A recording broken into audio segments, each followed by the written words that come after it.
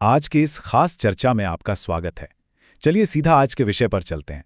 जरा आंखें बंद कीजिए और वृंदावन के उन हरे भरे घने जंगलों की कल्पना कीजिए। समय की गति जैसे धीमी हो गई हो, हवा का हर झोंका शांत हो और पूरा माहौल एक जादुई सी शांति में डूबा हुआ हो। स्रोतों में जब भी उस बांसुरी की धुन का जिक्र होता है तो ऐसा लगता है जैसे पूरी सृष्टि बस उसी एक पल में ठहर गई हो।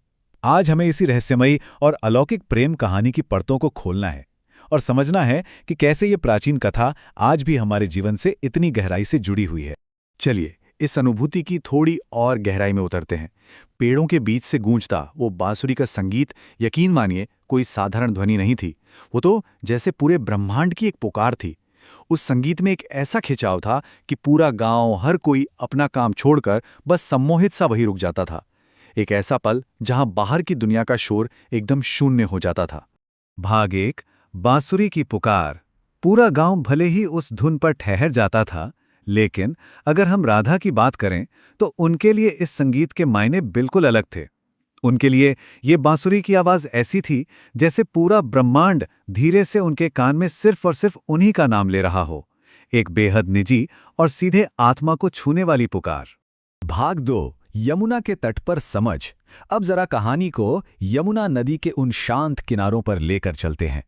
एक तरफ आपको कृष्ण का वो नटखट माखन चोर वाला रूप दिखेगा जो सारी गोपियों को परेशान करता है, लेकिन राधा के साथ आते ही उनका ये चंचल रूप एक गहरी, बिल्कुल मौन समझ में बदल जाता था।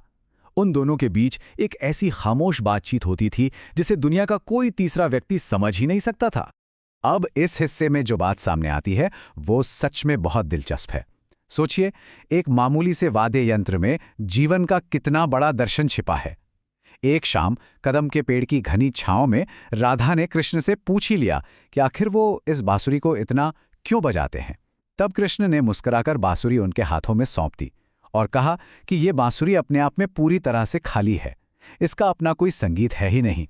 ये तो तभी बजती है जब वो खुद अपनी आत्मा इसमें फूंकते हैं। देखा जाए तो ये जवाब सिर्फ बांसुरी या संगीत तक सीमित नहीं था। ये हमारी आपकी आत्मा यानी इंसानी वजूद का सबसे बड़ा रहस्य था। जिस तरह मीठा संगीत पैदा करने के लिए उस बांसुरी को भीतर से पूरी तरह खाली होना पड़ता है, बिल्कुल वैसे ही हमारे हृदय को भी उस ईश्वरीय प्रेम से भरने के लिए अपने मैं या अपने अहंकार से पूरी तरह खाली होना पड़ता है। जब तक अंदर अहंकार का शोर है, तब तक वहां दिव्यता की धुन नहीं बज सकती। भाग 3, ईश्वरीय प्रेम का नृत्य। उस शांत सी बातचीत से निकलकर अब हम पहुंचते हैं इस कथा के सबसे ऊर्जावान और अलौकिक पल की तरफ। शरद पूर्णिमा की उस चमचमाती चांदनी रात को याद कीजिए, जो आज भी प्रेम और भक्ति के सबसे ऊंचे शिखर के रूप में जानी जाती है। इसे ही हम रास लीला कहते हैं, और ये कोई आम नृत्य बिल्कुल नहीं था। इस नृत्य की रचना इतनी अद्भुत थी कि कृष्ण ने खुद को अनगिनत रूपों में बांट लिया था। वहां मौजूद हर गोपी को लग रहा था जैसे कृष्ण सिर्फ उसी के साथ नृत्य कर रहे हैं। लेकिन इन सब के बीच उस पूरे ब्रह्मांडीय नृत्य के बिल्कुल केंद्र में कृष्ण का पूरा ध्यान सिर्फ और सिर्फ राधा पर ही टिका था। और ये घटना बहुत ही शानदार तरीके से रासलीला के 2 सबसे गहरे आध्यात्मिक अर्थों को समझाती है। पहला ये कि ईश्वर सार्वभौमिक है, यानी वो सबके लिए और हर जगह उपलब्ध है। लेकिन दूसरा अर्थ ये है कि इतना विशाल होने के बावजूद हर एक व्यक्ति के साथ उसका रिश्ता बिल्कुल अनूठा और विशिष्ट होता है, ठीक वैसे ही जैसे कृष्ण और राधा का संबंध। भाग 4, वियोग की पीड़ा। यहां से हमारी इस चर्चा का सबसे चुनौतीपूर्ण और गंभीर मोड़ शुरू होता है। अब वृंदावन के उन खूबसूरत नज़ारों और शांत माहौल से विदाई लेने का समय आ चुका था। जरा उनके बीच बढ़ती इस भौतिक दूरी को देखिए।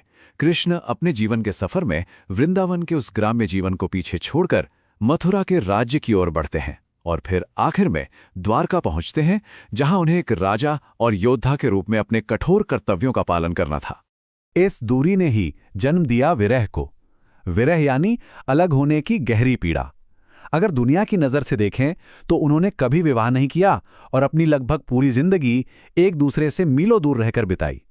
लेकिन आपको जानकर हैरानी होगी कि इसे कोई कमजोरी नहीं, बल्कि भक्ति और प्रेम का बिल्कुल सर्वोच्च रूप माना गया है। तो यहाँ समझने वाली सबसे अहम बात क्या है, वो ये है कि सच्चा प्रेम और पूर्णता कभी भी भौतिक रूप से अधिकार जताने की मांग नहीं करते।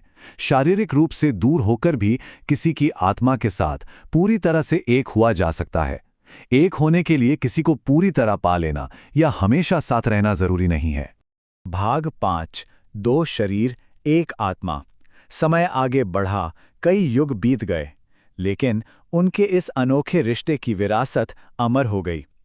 आज भी किसी मंदिर या प्रार्थना में ध्यान दीजिएगा, कृष्ण का नाम शायद ही कभी अकेले पुकारा जाता है, वो हमेशा राधा कृष्ण ही होता है।